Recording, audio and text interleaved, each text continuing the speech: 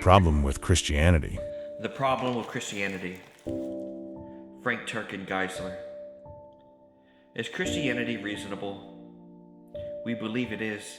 However, unless one makes a thorough investigation of the evidence with an open mind, belief in Christianity may appear to be problematic. First, there are many perceived intellectual objections, like those mentioned above: the problem of evil, the objection of many scientists. Second, there are emotional obstacles that sometimes obstruct the acceptance of Christianity.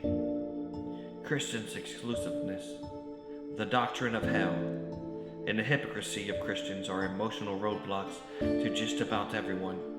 In fact, hypocrisy in the church probably repels people more than any other factor. Someone once said, the biggest problem with Christianity is Christians. Finally, there are voluntational reasons to reject Christianity. Yes, namely Christians' morality, which seems to restrict our choices in life. Since most of us don't want to answer to anyone, yielding our freedom to an unseen God is not something we naturally want to do. Yet despite these intellectual, emotional, and voluntational obstacles, we submit that it is not faith in Christianity that's difficult, but faith in an atheist, in atheism, or any other religion. That is, once one looks at the evidence, we think it takes more faith to be a non-Christian than it does to be a Christian. This may seem like a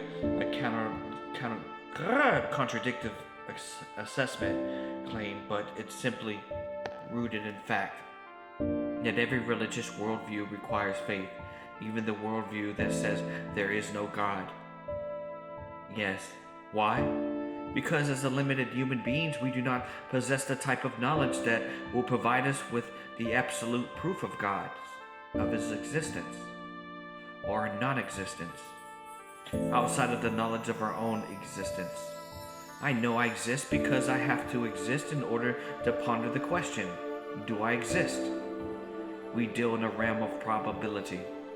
Whatever we've concluded about the existence of God, it's always possible that the opposite conclusions is true. In fact, it is possible that our conclusions in this book are wrong. We don't think they are because we have good evidence to support them. Indeed, we think our conclusions are true beyond a reasonable doubt. This type of certainty says 95+% certain.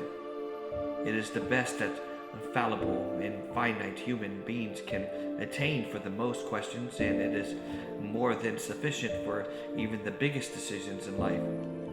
And nevertheless, some faith is required to overcome the possibility that we are wrong.